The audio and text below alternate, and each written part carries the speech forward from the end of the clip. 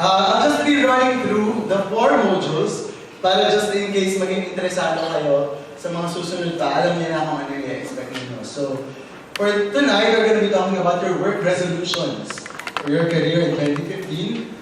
And then, the title of the second talk will be Career on Track. Third talk will be Career on High. Excellence in the workplace. And then, we're going to be talking about relationships at work, managing relationships at work for the fourth talk. So for tonight, we're going to be talking about work resolutions for 2015. Now, I'm going to show you a picture. Who's familiar with this picture? Yan yung si Uncle Sam, di ba? Pag nagre-recruit sila ng mga soldiers, yung I want you. So at this point, I want you to participate. I want to ask you a question. Ano ang mga most, kasi parang baka mahiya kayo pag tinanong ko kayo kung ano yung mga work resolutions niyo for 2015 eh. So, pag-usapan na lang natin yung mga resolutions ng mga friends ninyo. Yeah. Di ba bilang pag may tinatanong naman tayo sa mga ganun ko, di ba? I have this friend kasi. Ayan. So, ano yung mga common resolutions na naririnig ninyo sa mga friends ninyo? Most common. Who wants to share? Hindi maliliit sa work. Ano ba? Exercise. Mag-exercise. Oo, kasi di ba parang pag hindi ka nag-exercise, lantutay ka, di ba? Maliliit ka sa trabaho. More productive. More productive. So, when you say more productive, hindi masyadong na Facebook, ganun yun. Ganun. Sige. Friends natin yung mga ganyan, di ba? Tayo, talagang hindi tayo ganyan. Well, that's a work resolution. Yung mga nakikita niyo yung work resolution. Ano yun? Sorry. Magtitipid, mag-iipon. Yung sweldo natin, hindi na lang natin gagastusin sa kung saan-saan. So, if there's one thing common about the resolutions, ano yung napapansin ninyong common? Ano yun? Sorry. For the better? Parang may nabanggit si Van na ba ito? Kanina. Di malali. O sige, puntahan natin yung hindi malali. So, ang pagiging late, it's really some sort of a habit, di ba? Tama? Di ba? Parang yung mga tao, may mga taong naturally maaga, and they were able to actually train themselves and develop that habit na dumadating sila ng maaga sa work. But there are some people who seem to have developed yung habit na parang mag-snooze. Pero I'm sure mga friends nila yung mga nagsusnooze. Kayo hindi? Ako hindi ko na nagsusnooze. Hindi ako nagsusnooze ng isang beses lang. Ayan, so, ayan. For tonight, I'm gonna be parang adapting a different approach toward itong topic natin. Kasi, I was thinking to myself a few days ago when I was preparing for this talk, it's quite easy for me to actually tell you na parang, okay, ito yung resolutions nyo. Kayong mali, mabait kayo sa boss nyo, ipasa nyo agad yung deadline, okay, mag-over break, diba? Madali yun eh, madali yun. And it's gonna be very easy for me to actually tell you those things. However, yung power of yung resolutions nyo will only have power kung it will be coming from you. And if the resolutions will be coming from a place kung saan naiintindihan talaga ninyo why you are making resolutions. Kasi bilang resolutions na lang din yung pinag-uusapan natin. Bakit ba it's so hard to actually carry on yung mga pinagpaplanan nating resolutions? Parang mahirap. Kasi di ba parang minsan, gawa tayo ng resolutions, pero hindi pala naman iyon yung tamang resolutions for us. So later on, I'll be sharing with you a framework for personal effectiveness. Now, why personal effectiveness? Kasi naniniwala ako na for us to be better in our career this year, and the years beyond, you have to be personally effective. So later on, I'll be sharing with you a framework that I've developed for us to be able to understand better kung ano nga bang ibig sabihin ng personal effectiveness. And then, I'll be providing some simple assessment tools. Ito yung mga ni-research ko lang naman to sa internet. So, pwede nyo rin itong ma-research. Pag may spare time kayo, pwede din kayo maghanapan ng ibang assessment tools. But these tools would actually help you understand yourselves better. Para mas maintindihan natin how can you become effective people. Pangatlo, I'll be sharing a little bit of my story every now and then. And towards the end, I'll also be sharing with you my career. Paano ako naging HR practitioner and eventually landing in Unilab. So kanina when I started my talk, diba, we were talking about habits. So I just want to share with you a quote from Dr. Abdul Kalam. Sino man nakakilala kay Dr. Abdul Kalam? He was the President of India for about 6 years, from 2000 to 2007. Tama ba yung bilang ko? 2, 3, 4, 5, 6, 7, 8, 9. And he said, you cannot change your future, but you can change your habits. And surely your habits will change your future. So parang, I'm quoting or putting emphasis on habits because for you to become personally effective or parang an effective person, you have to be able to develop very good habits. Agree? So far, so good. If you will have any questions at any given point, just raise your hand and then we'll try to talk about it. Questions? May question agad. So, sa agenda slide ko kanina, I promised you that I'll be showing you a personal effectiveness framework. So, I'll be talking about the framework very, very quickly and then we'll go through each of the components later on. So, for you to be able to climb that mountain of personal effectiveness, first you have to understand what are the things that you actually value. Ano ba yung mga binavalue mo as an individual?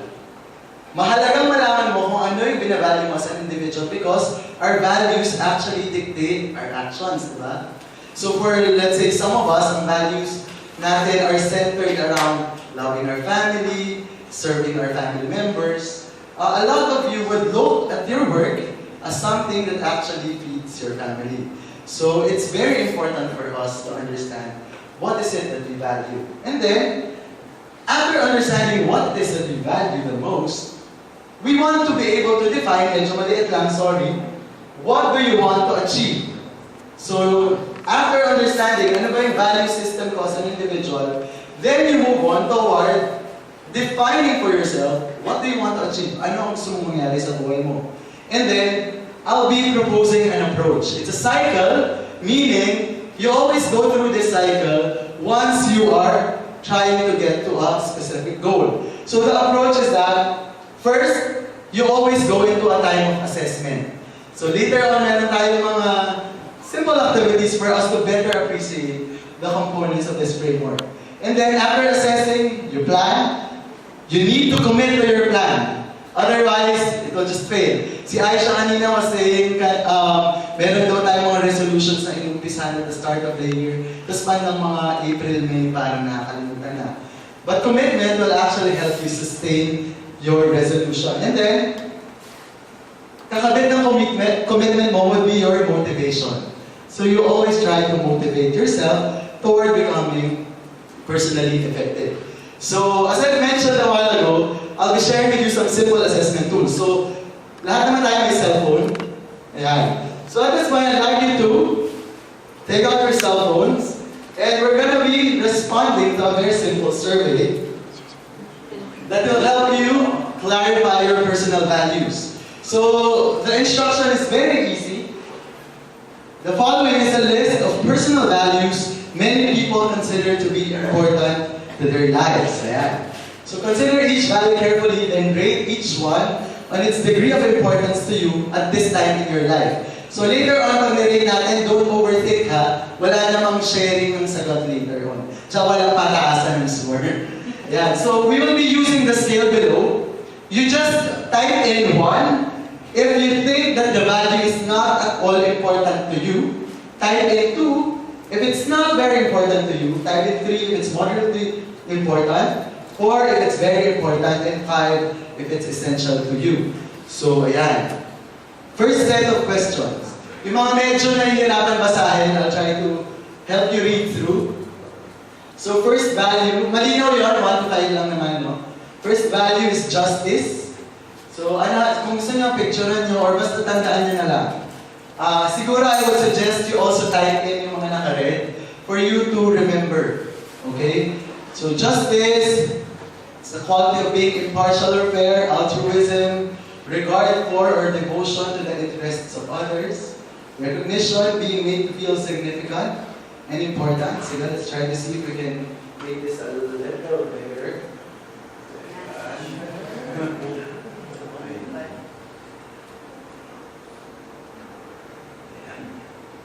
Sige. Better. Nakikita na ba? Sige. Let's respond to it as quickly as we can and then just write down the specific value and your rating for each value.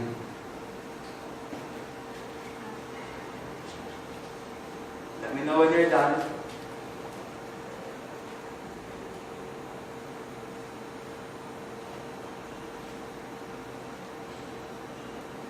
Done? So, done? Sige, next. Next slide. Ano ba? Sorry. Ayan, hindi pa pala. Hindi ka nag-review. Hindi, may leakage dito. Values pa naman yung topic na sa leakage. Ayan. Done? 2 more minutes? Ayan. So remember, you are supposed to rate the values according to their significance at this point in your life. Huwag nyo lang isipin, last year ba, values ko? What are the things that I value the most? And don't be shy to rate any of the values as 5 or 4. I will not ask you to share. Except maybe for some, yung mga willing mag-share.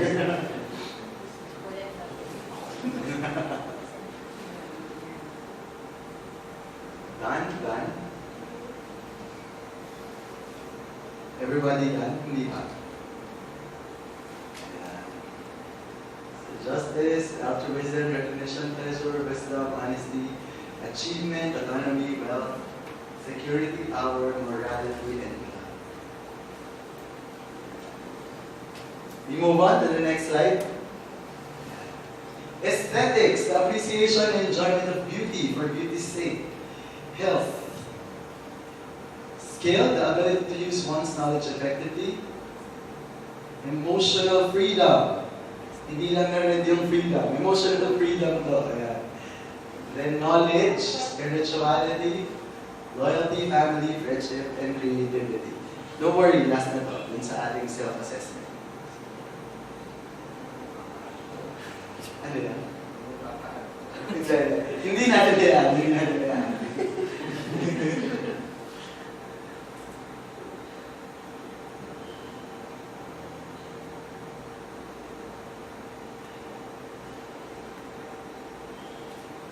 So for those of you who would want to get a copy of this assessment tool, Google nyo lang, Personal Values Clarification Worksheet.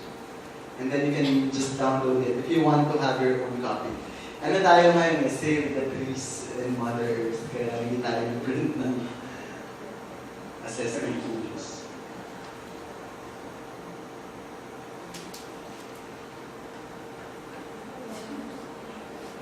Okay. So who wants to share yung kanilang 4s and 5s? No pressure kung feel nyo hindi nahiya kayo share. Okay lang. Pero who wants to share? Talaga din si Angela, gusto mo share. Si Rom gusto mo share. Masama pagkakilala ko. Tinatawag. Hindi, wag yan ang i-share. Kasi sabi ko naman, di ba, walang pressure to actually share. Pero the point of this self-assessment is for you to actually understand what are the things that you value the most. Try to reflect. I'll give you a few minutes to reflect on the things that you mark as your 4s and your 5s. Kasi these things would actually shape the way you actually approach your career. So, somehow, what I'm trying to tell you is that kung yung work ninyo ngayon are not exactly aligned doon sa things that you actually value the most.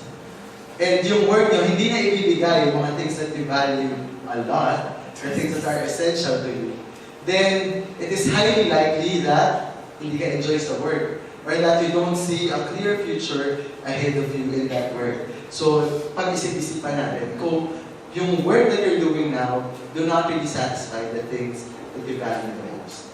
So, ang sinasabi lang natin is that you have to make it a point to find a way to honor your 4s and 5s in your personal and professional life. So, you may want to repeat this exercise every 5 to 10 years and make sure your career is keeping up with your personal growth. So, ang sinasabi ko lang dito, you have to know what are the things that you value. So, even before coming up with all of these resolutions, think, ano ba yung binavalue mo as an individual? Ano ba yung mahalaga sa akin bilang tao at bilang isang professional? Okay? Any questions so far? Yan. Like pa yan. Like lang naman yung mga assessments natin. Hindi ko naman kayo gustong mapaiyak tonight.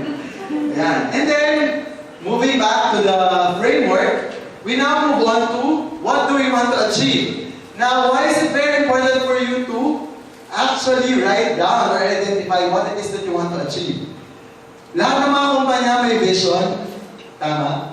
Each company sets goals at the start of each year para to guide yung mga kumpanya, yung mga empleyado niya, kung ano yung mga gagawin natin. Who's familiar with OGSM? Yan. This is a simple alignment tool na ginagamit ng most organizations for them to be able to align kung ano yung overall goal ng organization down to the individual level. So for example, an organization will define their objectives, goals, their strategies, and their measures for the year, and then they're expecting their employees, pababa ng pababa, to actually align to it, such that even yung mga clerks or even yung mga entry-level people would understand paano ba ako kumukonek dun sa overall strategy ng company. Now, in your personal lives, it's important for you to actually set an objective and ask yourself, what do I want to achieve? Kasi minsan, we get too tied up trying to live up to other people's expectations of us. Minsan, iniisip natin yung parents natin, yung mga expectations of us, and that yung mga kaibigan natin, successful na, yung mga kababata natin, may kotse na. So parang, somehow, people have that nature to use other people as a barometer for their success. Now, what am I trying to tell you tonight? What I'm trying to tell you tonight is that for you to be able to make a significant difference in your careers this year and beyond, you have to set an objective for yourself. Parang try to imagine 5 to 10 years from now, ano ang gusto mong nangyayari sa career mo? Parang whenever you go on interviews, di ba, tinatanong kayo, so how do you see yourself 5, 10 years from now? Companies would want to get people who are actually clear on what they want to happen. Kasi people who have a very clear objective will most likely be very focused on the kind of work that they do. Hindi lang sila nag-a-apply sa kung ano-anong trabaho. Yung trabaho ina-apply nila is something that will lead them closer to the attainment of their ultimate objective. So the question to ask yourself would be, what is my ultimate objective? What it is that I want to achieve? Parang sinasabi nga ng isang famous quote, what you are is God's gift to you, what you eventually become is your gift to God. So what it is that you want to give to God as a gift? What do you want to achieve? So that's something that only you can respond to. I can tell you na parang you can achieve your goals pag pumasok ka ng maaga or nagsip-sip ka sa boss mo, mga gano'n. I can tell you all of these things, but only you can actually define for yourself what it is that you want to achieve. Some people have big dreams, some people have even bigger dreams. Parang no matter what your dreams are, only you can actually define that. And when I say define, you have to be able to really write it down. Okay? So, I want you to be able to think tonight. Yan. Kaya tayo ganito yung format ng to. I don't want to be imposing things on you. I want you to start thinking for yourself. Yan. So, we now move on. So, na-clarify mo na. What are the things that I value the most? And then, what I want to achieve in my life? You go on assessing yourself. So, paano ba natin ina-assess yung sarili natin? Kasi syempre, di ba parang, bawat isang tao naman, merong kanya-kanyang skills. May knowledge tayo, meron tayong attitude. We have to be able to align our knowledge, skills, and attitude, or overall competencies to the kind of work that we do for us to be successful. Sinasabi nila, people who are successful now are able to find that intersection of their skills, yung interest nila and yung opportunity dumadating at the right time. So you have to be able to know ano ba yung knowledge that you have, ano yung skills that you have. And even yung attitude ninyo, because your attitude would actually dictate whether or not you would succeed in a specific work environment. Diba? Halimbawa yung attitude mo pala, sobrang, ano ka ba, mahiyain. Sobrang sobrang introvert. Talagang oo si Aisha. Introvert ka. Tapos parang, people keep on telling you, malaki ang pera sa sales. So you try it out. But then, parang for most introverts, selling or interfacing with people is something that's very, very, very stressful. So that's a skill that's going to be very hard to develop. So you have to be very aware. Now, you want to be able to assess yourself in terms of the things that you really want in your life when you think about your career. So the first step in identifying career possibilities, for those of you who might be thinking, para yung career na tama sa akin, o dapat nag-iisip-isip na ako ng iba. So the first step in identifying career possibilities involves looking internally to identify key interests, skills, priorities, personality, work style, and environment issues. Milestone na achievable. So you have to be able to identify realistic milestones or goals that would lead you closer to this ultimate objective. And then, after writing down your goals, ano yung strategy mo? So sabi mo nga, di ba, parang, kailangan ko pang matutunan to, kailangan ako mag-upskill dito sa area na to, kailangan baguhin ko yung attitude ko sa isang area for me to be prepared to assume that role. So what are the things that you need to do to make sure you are able to reach your goals? And then, finally, so may strategy ka na. Sabi mo, yes, maganda ang strategy ko. Paano natin siya i-measure? So, how would you know that you were able to successfully execute on your strategy? Ano yung mga measurement mo? Mataas pa yung rating mo sa performance management mo. Ayan. Nabibigyan ka ba ng commendation ng boss mo? Ayan. So, think about OJSM when you're trying to put more meat into your overall objective. And to pay our bills on time. Otherwise, mapuputol yung data plan natin. Diba? Paano tayo makakapag Facebook, Instagram, Viber yan, diba? And then, commitment is also defined as engagement or involvement. So, pwede natin sabihin na yung mga kapatid ko sa Lincoln QC, they have a sincere commitment to religion and to the spread of God's Word in the workplace. So let's further define commitment para i-contrast natin siya, para magkaliwanagan tayo. What commitment is all about. So there's actually a difference between interest and commitment. So kanina pinag-uusapan natin yung interest, di ba? Pero there's a difference. When you're interested in doing something, you do it only when it's convenient. When you're committed to something, you accept no excuses, only results. Bigat. Yun. So yung sa ultimate objective ninyo, once you commit to it, parang dapat talaga, you accept no excuses, even sa sarili mo. And you look at the results, yung mga measures mo, na-achieve mo ba. And then, we also want to differentiate commitment with motivation. They're often confused because they're closely related. Pero they're quite different because commitment is a pledge or a promise that you make regarding your goals for the future. While motivation is the positive inducement or incentive that you use daily to help maintain your commitment. Sino dito ang nag-exercise or may goal na mag-lose weight? O diba yung mga nagda-diet, laging cheat day ako.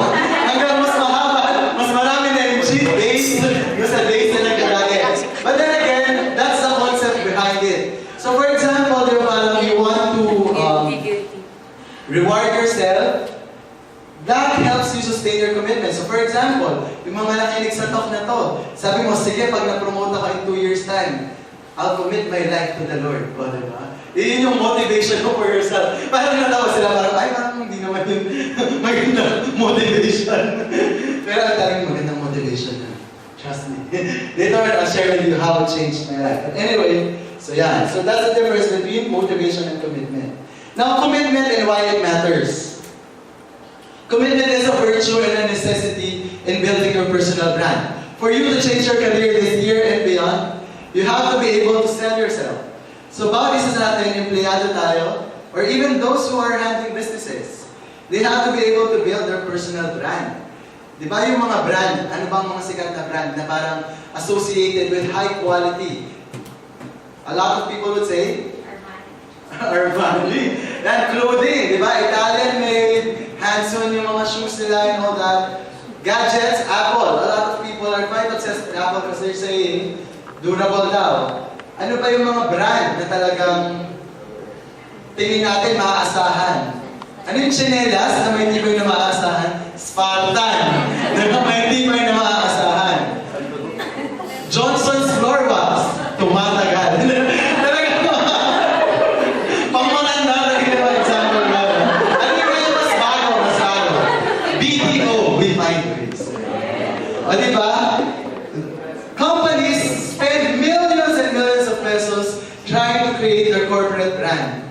Tayo, we have to spend millions and millions of seconds and hours for us to create our personal brand. Ano ba yung gusto mong pagpapakilala sa sarili mo? Kasi whether you like it or not, you don't just have to be good at work. Being someone who does talent management, by the way, yung talent management po, is a fancy word for workforce management, meaning how do we manage the talents? Kasi sa kumpanya namin, ang tawag sa bawat isang empleyado ay talent. Parang feeling artista, parang feeling star, diba? Ayan. So, being someone who does talent management, I know for a fact that when we do yung mga calibration, when I say calibration ng mga talents, you classify kasi yung mga tao, sino yung mga Q1, yung mga high flyer? Sino yung mga Q3, ito yung mga well-placed lang, pero hindi pa natin ipopromote. Sino yung mga Q2, parang mali yata yung nalagay natin sa kanila. At sino yung mga Q4, sino yung mga parang, sana hindi na sila nag-apply dito. Mga ganon. We do these classifications, and while we have solid basis, I've noticed in all of the companies I've been with, whenever I do calibration with the leadership team, yung subjectivity, yung parang pagiging subjective ng mga bosses, they come into play. Sabihin nila, actually pala silang magaling, pero sa totoo lang, yung isang batang yan, mas masipag yan. Kasi ganito ganyan. May personal brand yung isang tao. In fact, I would always ask them, sabi ko, ano ba yung brand nung tao na gusto natin i-promote eventually?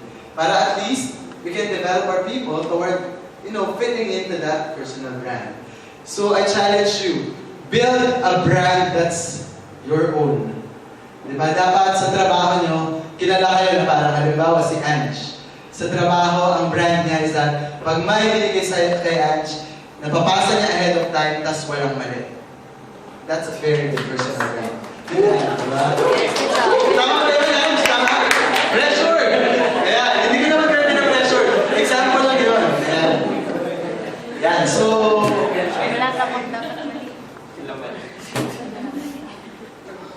So, balikan natin. Bakit nagmamatter ang commitment?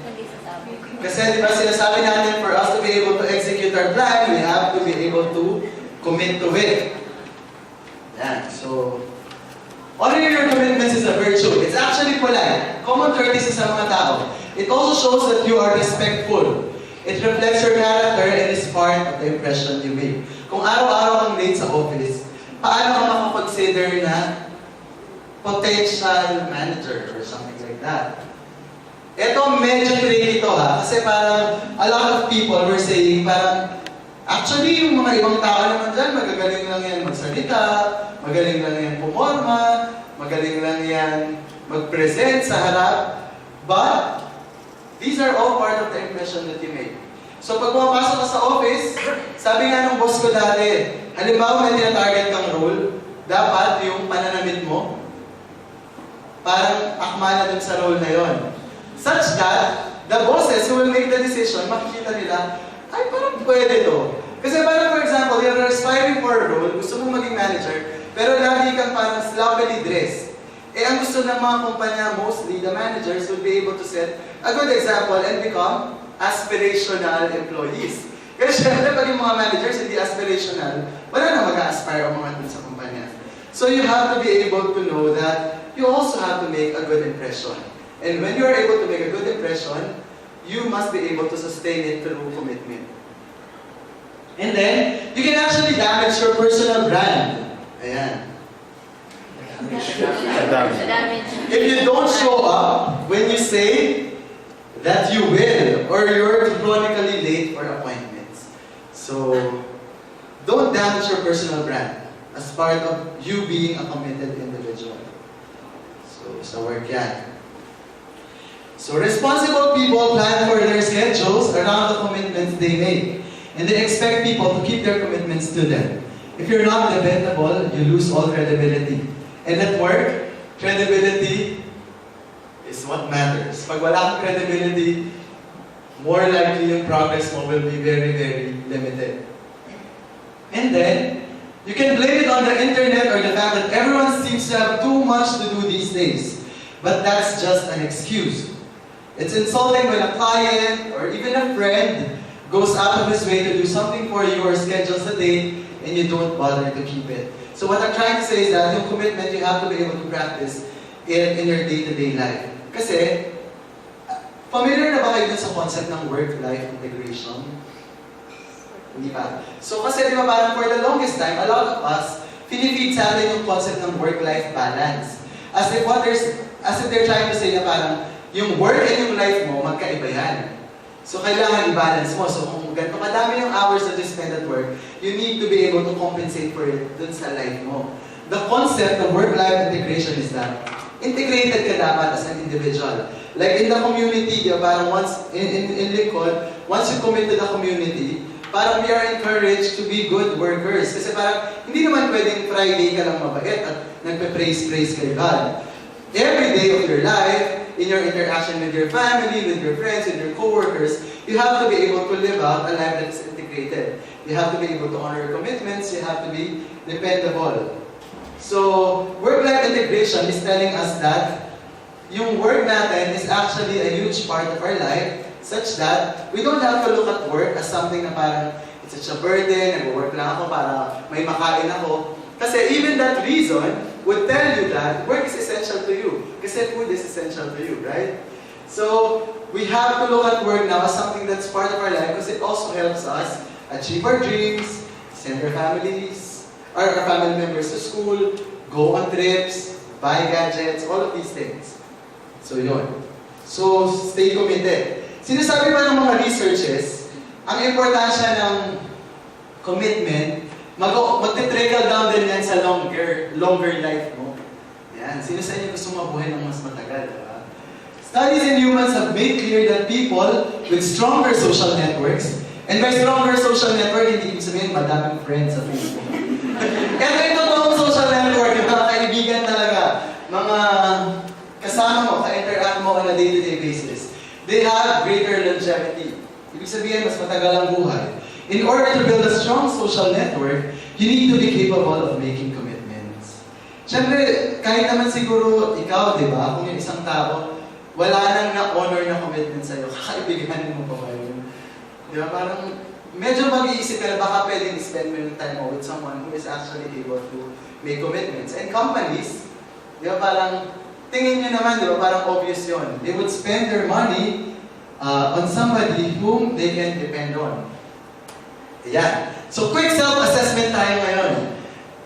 Again, I won't ask you to share, so, ano yan? I'll read each sentence, and if you feel that the sentence describes you, write down or type in the number that corresponds to the statement. So, sulat nyo lang. Pwede nyo tandaan lang din. Nice to you, just write on number 1 or yes or whatever. Basta tandaan lang natin. I rarely cancel a plan to meet a friend. So, bibilangin lang natin kung ilan yung yes natin, ha? If I sign up for a 6-week program like exercise, I will attend every meeting. So, dahil na-sign up na kayo dito, you have signed up to attend the Secret Skill. A series, so pag hindi nyo na, ay, walang commitment. Walang progress this 2015, na joke lang. Just kidding. If I were working on a project due in the morning, I would stay late to finish it. Eto lang naman kung hindi mo na pagplanuhan ng maayos, no? Bilang busy ka din. When it's my turn at anything, I almost never need to be reminded. Yes, no. If I'm going to be late for a scheduled event, I call ahead to let people know. Yes or no? I am generally described as a reliable person. I have strong beliefs on social issues. Naniniwala ako na dapat nakipag-coordinate ang PNP sa MILF because it's MILF territory. Mga ganun people. Yes or no? So if I knowingly let someone down, I apologize without delay. If I promise myself I will do something later, I always do it. Yan. So ilan yung mga yes ninyo? Nabilang nyo naman? So, interesado na ba kayo malaman ng result? Yan. So the results actually reveal your general level of commitment. Okay? So if your score is 8 or more, you tend to place a high priority on keeping commitments. If your score was 3 or less, you have a low priority for keeping commitments. If your score was between 4 and 7, then your attitude towards commitment is about average. Don't be too concerned kung mababa. Kaya tayo nandito ngayon, it's not an accident. God wants to tell you, you have to start becoming more committed. So don't be too concerned if you had a low or average score. It only means that you will have to work a little harder on the exercises for reinforcing commitment. Again, work-life integration. Bawat area ng buhay ninyo, dapat you are able to commit. Okay, so how to build commitment? Who among you know Malcolm Gladwell? He's an author, and in his book Outliers, he made an interesting observation that people who rose above the rest and achieved incredible success in their respective endeavors all have one thing in common. They spent at least 10,000 hours learning and internalizing and perfecting their crafts. So 10,000 theory was originally formulated by Dr. K. Anders Ericsson, professor of psychology at Florida State University. So in the book, sinasabi nila the Beatles now became really, really good because ang dami-daming oras yung spend nila playing in, ano yung lugar nila doon? Somewhere in Europe. Ayan. So Bill Gates spent a lot of time programming. So if you want to be an expert on something, 10,000 hours. Ayan. And then, we said, for you to be able to commit to something, you have to constantly motivate yourself. Now, another assessment tool. Yes or no lang ulit. Tapos bilangan ng yes or no. I have one exercise activity I engage in at least 3 times a week. Yes, no. I am considered by others to be a self-starter. I usually complete the projects I begin. Kahit ano lang yan, mga projects ng mga sisters, mga girls, di ba? Scrapbook. Yan. Pag sinimulan mo ba, tinatapos mo. I feel really good about myself. Yan. Others are inspired by my actions. I can set realistic goals. When I do something well, I reward myself. I'll try most things at least once. At least the good things, I hope. I can psych myself up to keep going when I lose steam. I am very competitive. When I see something I want, I go for it. Role models are important to me. I consider myself persistent. I am open to new ideas. If I plan an activity with someone who cancels, I am comfortable attending alone. So eto, we want to be able to measure how self-motivated are you. Kasi for you to be able to keep on your commitments, you have to be able to motivate yourself. Hindi pwedeng nakadepende sa ibang tao. Hindi pwedeng nakadepende sa weather. Hindi pwedeng nakadepende sa crush mo kung sininson ka lang. Ano, pag sinson ka, wala na. Hindi na ako mag-work today. Ayan. So, ano ang result? So if your score was 10 or above, you have a high orientation towards self-motivation, and using a reward system should be very important as a part of your efforts to maintain commitment. So yung mga tao na mataas na yung level ng self-motivation, what I want to recommend is that you come up with a reward system for you to constantly motivate yourself to sustain your commitment.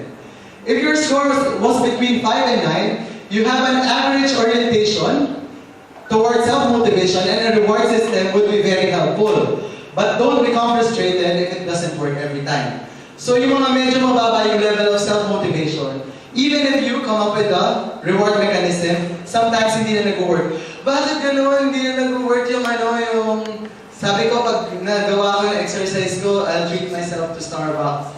Parang hindi ko na siya magawa. Kasi nga, baka yung self-motivation level mo is just average. If your score was 3 or less, you have a low orientation, and your reward system should be set up with very desirable rewards. So for example, talagang medyo malaking bagay. Whatever is significant for you, yun yung iset mong reward for yourself. For you to be motivated by whatever it is that you committed yourself to. Now, at this point, I'll be playing a video. This is a trailer of the movie called Farther Than the Eye Can See. This is a documentary on Eric Wyan Mayer. How many of you know Eric Wyan Mayer?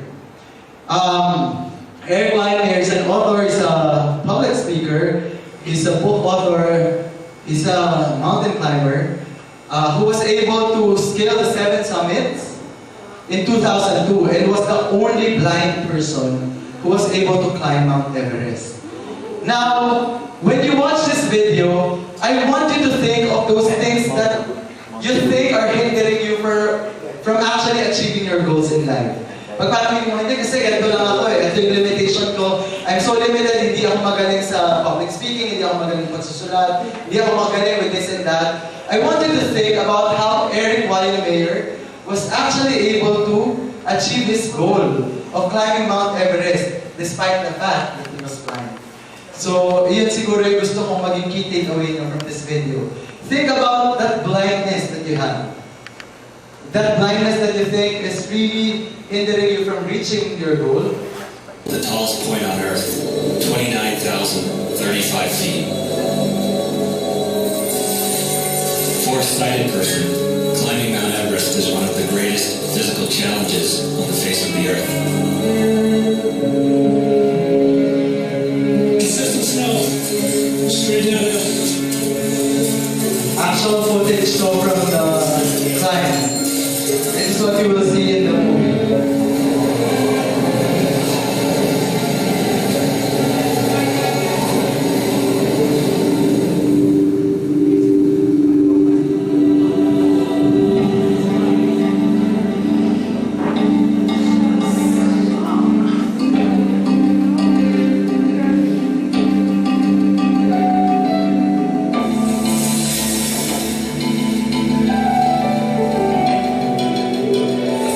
Tell him where every step is, or he has to feel every step. Just get these eyes. Relax. Let's go on. Oh, you feel it? Yeah, you feel it.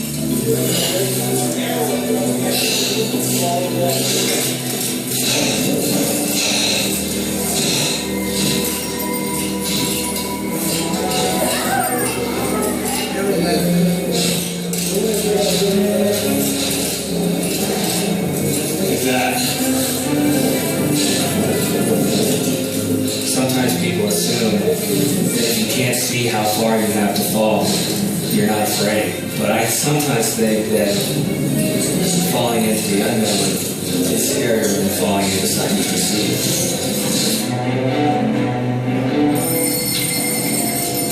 You stop right there. There's a 1 foot fast behind you. Walk! Some guy came in today. He didn't know I was in the tent. He didn't know I was sitting right here. And he goes, well, you guys are going to have a hell of a time getting that blind guy up there. You guys have your work cut out for you.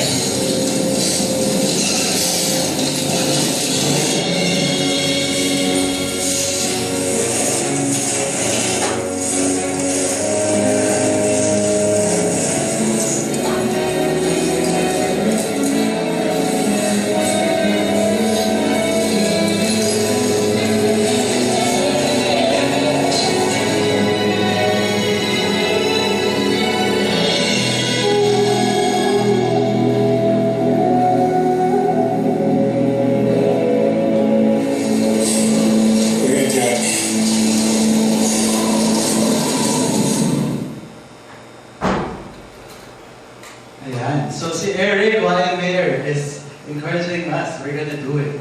Kaya natin yan. Diba? So, whenever you feel as if, there's a major thing that's hindering you from climbing your tallest mountain, think about Eric Wyan Mayer and be inspired. So, just to wrap up the talk, I want to leave you with, actually, with yung stop, start, continue activity. So I want you to start thinking about the things that you're doing at work that you want to stop doing. So, ito na yung resolutions point natin. What are the things that you want to stop doing? What are the things that you need to start doing for you to actually get better results, given the framework that I've shared, for you to become more effective as a person? And then, what are the things that you need to continue doing? Because I'm sure a lot of you are doing things that are good enough already. Just continue doing that. Tapos samahan natin ng mga start activities. So, siguro later on, pag uwi ninyo sa bahay over the weekend, try to think of these things. What are the things that I should stop doing, start doing, and what I need to continue doing? Siguro, just to end my talk, I want to share with you a passage from the Bible, Colossians chapter 3, verse 23. Whatever you do, work heartily as for the Lord and not for men. So I choose to leave you with this verse because this has been my guiding verse. Whenever I get frustrated at work, I always remind myself that, you know, the things that I do at work, parang while it's really something that would have to please the bosses, it's really something that would have to parang ensure that I'm able to get my monthly paycheck. I also try to dedicate it to God, such that whenever people see that I'm doing something excellent, it's because it's a testament of the even greater God that I have in my life. So, yun. Thank you so much for keeping up with me, and do we have time for questions? Okay. Okay, so palakpakan ulit natin si Brother Daniel. So, man lang sa extended. We'll be having station na yung guest over So yun. So habang naisip kayo, share ko lang ha. Dati gusto ko mag-barker sa jeep. Na-try ka naman siya once. So, questions? Any questions? Any clarification from the talk?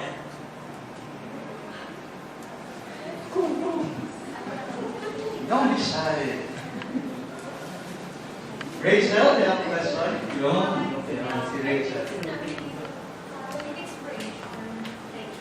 Sure.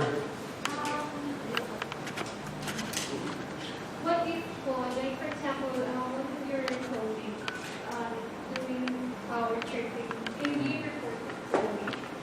Actually, there are some companies na they're very strict with their rules. So when I was in HB, we had these standards of business conduct. And whenever somebody is doing some sort of power tripping, you can actually report it to the Standards of Business Conduct Council or SBC Council that somebody is harassing you in that manner. So, siguro I'll be safe in my response to you kasi syempre, in other companies, the ones who are doing the power tripping are the owners or the ones na pinakamatataas. And you want to be very careful about how you will approach it because that's a reality. Parang I don't want to send you out there and give you tips na parang, no, stand up to that person, tell him or her na hindi maganda yung ginagawa niya. First, what I can suggest siguro is for you to talk to your immediate superior. Unless yung immediate superior, yun yung power trip. Pero siguro, talk to somebody whom you can trust. You can go to your HR account person. And that person, what I'm trying to say is that you have to be able to force it through a channel. So if like in HP, you have the Standards of Business Conduct Council, force it to them. If you have a Dropbox in HR, force it to your HR. Just try to do it in a way that wouldn't jeopardize your career. Kasi diba parang minsan, realidad na yun eh, we might be fighting a losing battle at work. And for most of us, or for a lot of people, yung nagiging option nila is to leave. Diba parang, so, you have to go back dun sa ating assessment framework.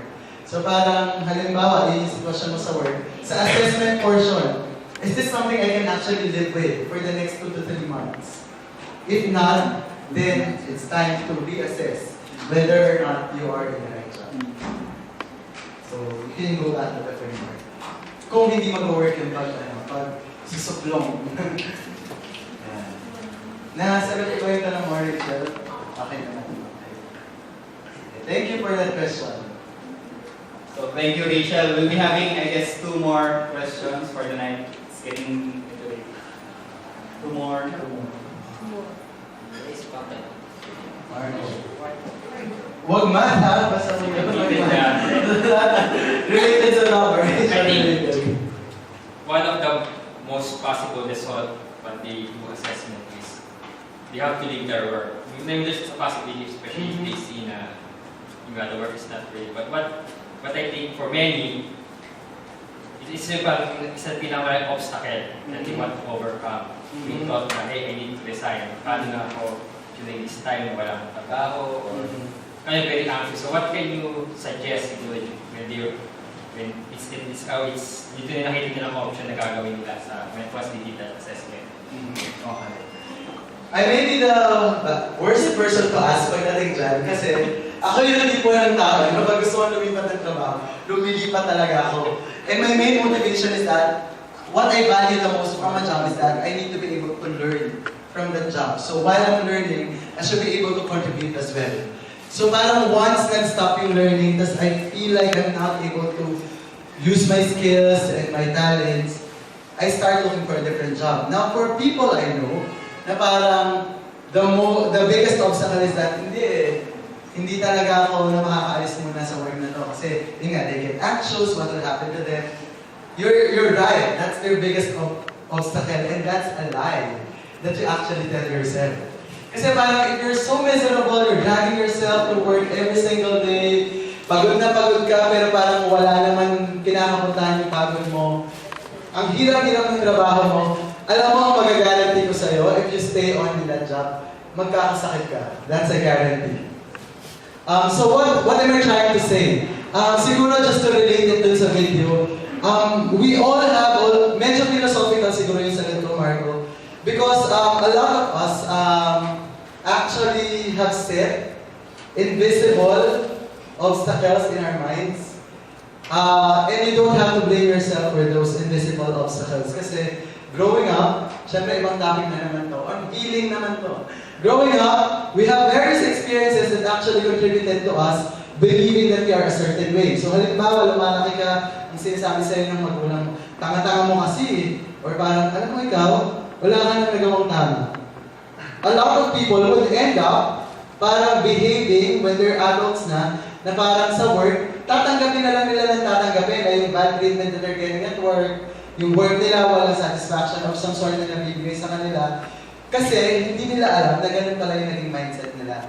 So, siguro one of the things that you also have to look at would be, yun nga, when you assess yourself, eto naman, yung isa naman, halimbawa ako, di ba I was telling you kanina, personally, yan, naalala ko na yung example na applicable sa tanong ni Marco.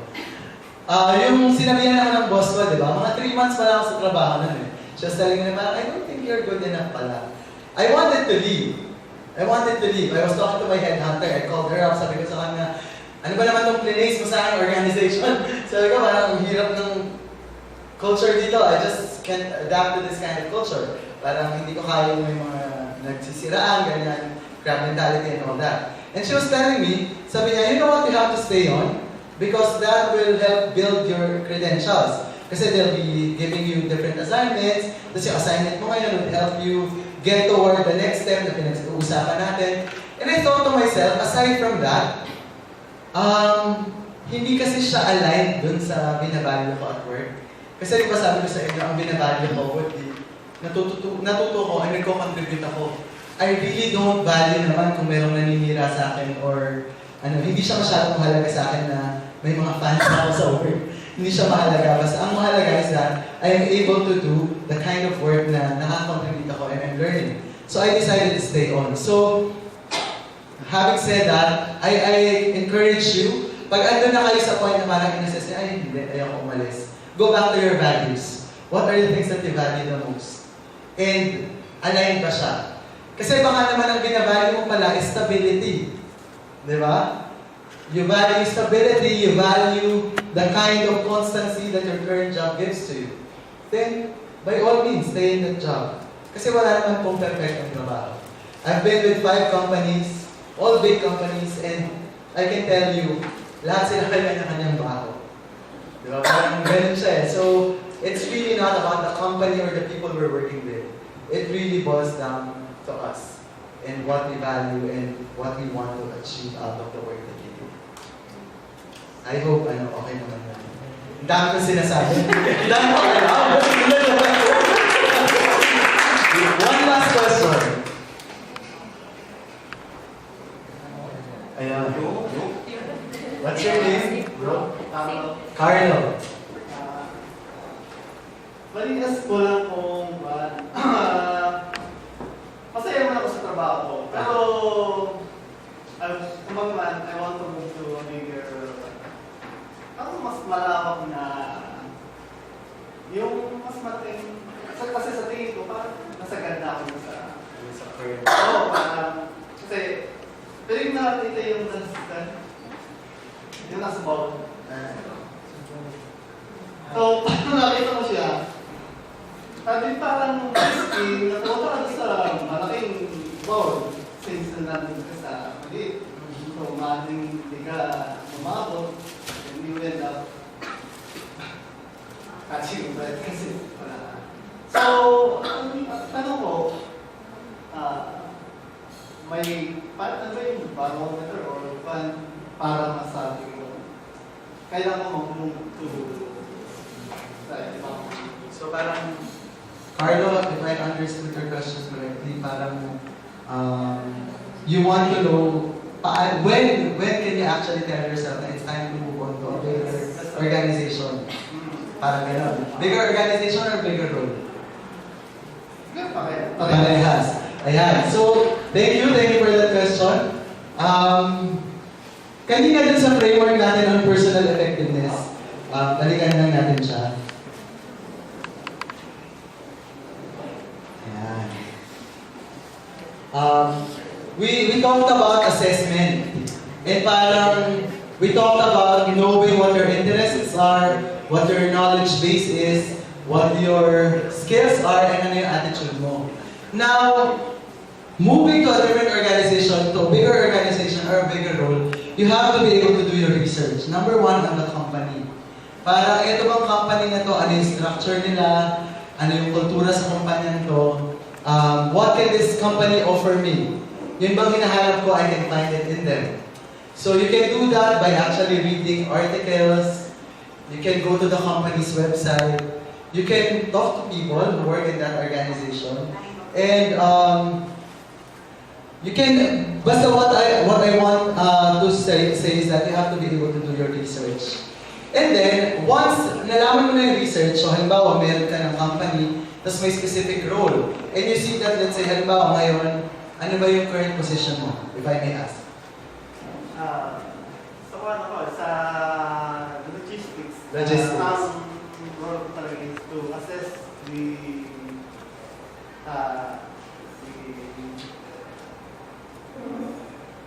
transport of heavily something na unusual. So, but since na sa salkay ko, so ito parang na-reach ko na yung gusto kong ka na yung So parang ikaw yung nag-handle ng logistics of one company. Inbound and outbound logistics ba to, or? actually sa mga heavy industries, most likely na power plants at sa so, I see. ang pinopang ko is to parang ma-is to be sa client, but kung ano rin, kailangan gawin, kung kailangan namin kailangan na nila produce para tingnan din na engineering pa. Okay. Sige, thank you, Carlo. So yung logistics yung work mo, halimbawa, ang gusto mo is to become a logistics manager sa isang kumpanya na medyo mas dynamic. Tapos parang feeling mo kasi natutunan mo na yung sa heavy machinery, heavy industries. You might want to start doing your research. Ano ba yung mga industriya ngayon that actually requires logistics or mga logistics managers? Ano yung mga example? Sino sa inyo ang nag-online shopping? Yung mga Deal Grocer, Groupon, mga kung ano-ano. Di ba yung mga kumpanyang yon? They also do yung delivery to their respective homes. So yeah, it's an industry where logistics is becoming a relevant function. So you can also research on parang mga big logistics companies. But what you have to be able to assess, for you to know, it's time for you to move on. Tingin mo ba, yung current skills mo, eto may mga percentage kasi tayo pinag-usapan minsan. Kung